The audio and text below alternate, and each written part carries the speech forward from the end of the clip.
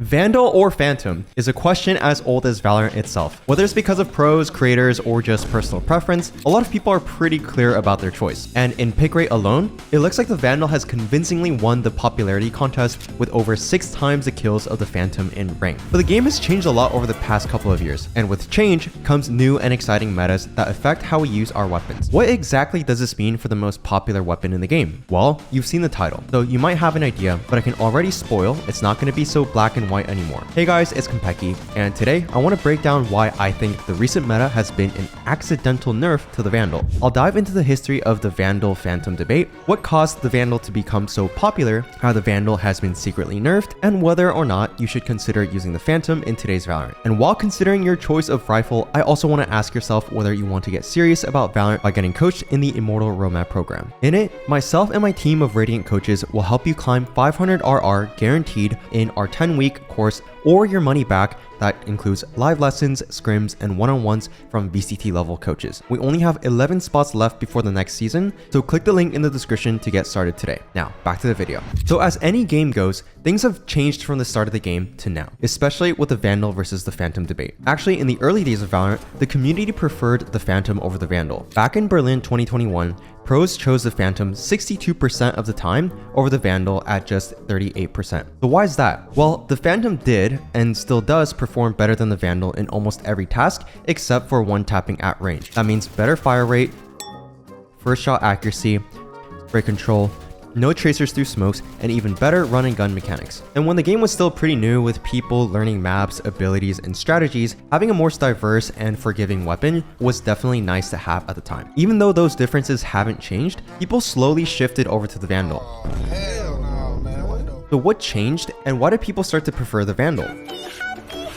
One part of the reason is because as people learn how the game functions at a higher level, the benefits of one-tapping someone outweighed the drawbacks the Vandal brought. New and larger maps, new agents, and having the ability to stop anything instantly with one bullet drew people into the Vandal more and more. One-tapping is one of those mechanics in game that people love the feeling of, which can affect the meta. The rise of the Vandal was partially due to this, but the agents released during the middle years were another real reason it became so popular. The meta we started to see is something that I like to call the dueling meta. Plenty of people remember when Jet, Chamber, and even Reyna were used all the time in ranked, and even in pro play, Jet and Chamber were played a lot. Players like Tens, Asuna, and Ye all got their start back in the day playing these agents. And as you know, these agents didn't have a ton of utility to use that wasn't for greedy plays or duels. But I want to focus on the agent that really made the Vandal take front and center in the meta. Chamber changed the game in a way that for over a year straight, he took over the game with his overpowered fragging ability. He had a faster op as an ultimate, an instant pocket guardian anytime he whiffed, 2 trips, and a cooldown of only 20 seconds on his 2 teleports. This broke the game and made the Phantom feel terrible against the Chamber, especially since the util usage wasn't nearly as good as it is today. To counter a Chamber who's constantly harassing you with the best fragging tools in the game,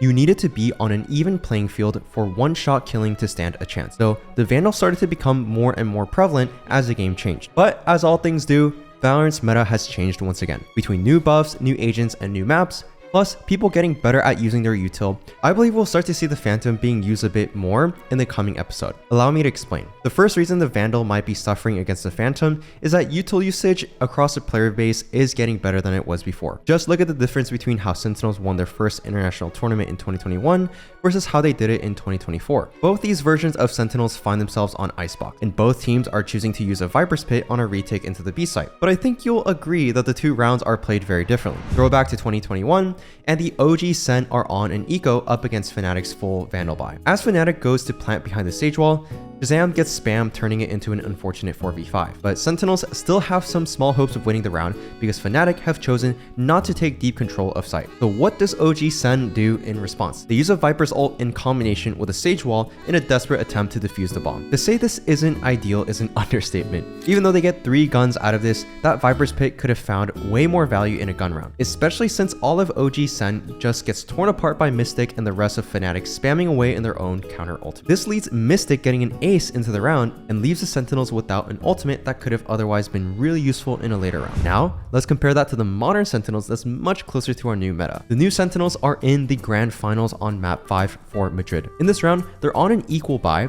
but it doesn't start out on a B retake. Instead, Gen G are going into an A hit at the beginning of the round, but Celsius stops them with his KJ ult, and Gen G are forced to rotate. Saucy dies on the flank, and so B seems like an easy take for Gen G, but unlike the OG Sentinels, the new Sentinels team have a solid plan around it. John Cutie pops his Viper's Pit to delay for rotates and stalls Gen G from scaling into sight. Celsius finds the lurk, helps spam the ult to stop anyone scaling off of the Gecko ult, and this leads into a free kill onto Texture. Take note that both John Cutie and Celsius are using Phantoms. This lets them spam into this heavy amount of utility being dumped from both teams without being punished, since they still have enough ammo to play around with in the retake. Once Sen regroups in the ult, they pop flash and double swing into yellow to find two of Gen G's player trying to retake the space. After this, Munchkin had some impressive heroics with his Vandal kills. However, notice that even with those impressive shots, he only had 11 bullets left in his Vandal. And with the tracers being seen, Sentinels knew exactly where to expect him. The one quick tap of the spike and the Vandal lost all value because it just didn't have the ammo in the magazine to spray safely or bait out a peek from Sentinels. The intention, skill, and creativity behind the util usage of the new Sentinels team compared to the OG Sentinels team is night and day. If you add in the ammo differences, the sheer amount of util used, and the lost value Munchkin had from the Vandal, you can start to see some clear disadvantages that have crept in over time. And all this to say, I haven't even mentioned that this was before the most recent changes to duelists, which have also greatly benefited the Phantom. It's pretty obvious that two silly duelists have recently brought about some gimmicky changes to the game. That is, of course, ISO and Neon. Everyone knows ISO has broken the meta with his shield changes, but another major change people currently aren't noticing because of the sheer brokenness of ISO are the Neon buffs. Neon's slide changes have drastically shifted the meta for her in a big way. She is fully accurate while sliding with her first couple of bullets, which means she can now effectively go Mach 10 in any direction mid-duel, making her incredibly hard to hit, let alone one tap. On top of the slide changes, she recharges her sprint even faster than before, showing again what a menace she has become if left in the right hands. Both of these agents aren't exactly ideal targets for one taps, and in fact, quite the opposite. If you hit ISO in his head with his shield up, he walks on as if nothing ever happened, and Neon will be so fast that the most reliable way to kill her would just be to spray her down by tagging her to disrupt her movement. But then there are also agents like Deadlock. Deadlock has slowly climbed her way up in ranked, and now on the new map Abyss, she's found an over 66% win rate in Radiant, which is another factor disrupting the Vandal. But why exactly is that? Well, if you compare the Vandal to the Phantom against Deadlock's barrier mesh, it takes 30 Vandal bullets compared to the Phantom's 31. And this trend continues with all the other barrier tools in the game. Harbor's Cove is 13 bullets for both rifles, and Sage's Wall is 20 for the Vandal and 21 for the Phantom. That seems like the gun you use doesn't matter since they both do the same damage, right? But remember, the Phantom has more bullets in its magazine, which means it uses a smaller portion of its magazines per ability. Adding on to this, both weapons had the reserve magazines nerfed a while ago, and now with more barriers, movement agents, and shields to deal with, the Vandal seems harder and harder to use with so much flying around today. So does this mean the Phantom is coming back? Alright, let's face it, some people get bummed if they can't one-tap their enemies across the map, but hear me out.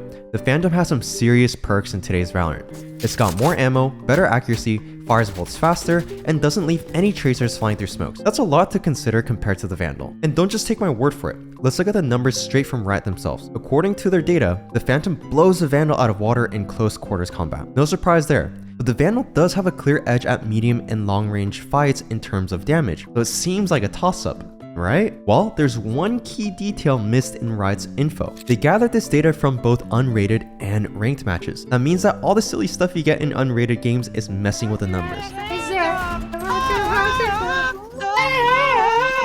In unrated, you won't spend all your time setting yourself up for an ideal fight. You're not begging your KO for a perfect pop flash, and you're not flaming your Viper for not doing the most meta wall. You little shit. More likely than not, you're happy to just take your duels and get some one-taps. But in ranked, you're more inclined to use better utility to take fights intelligently, which leads you to play differently and inevitably results in more close range and spray heavy fights. So with ranked and pro play in mind, should you consider switching to the Phantom? In my opinion, yes, you should. I looked at the stats for Champs 2021 and Madrid 2024 this year, and the Phantom was already getting picked up 8% more. Of course, that doesn't mean you can't use a Vandal, especially not when you're going against low util agents like Jet, Reyna, Clove, or Chamber. But it might be worth it to give your Phantom a second look, especially since the Phantom is rising in the pro scene once again. So if the pros are also starting to take the switch, maybe you should consider switching too. And that's it for now. Thanks for watching.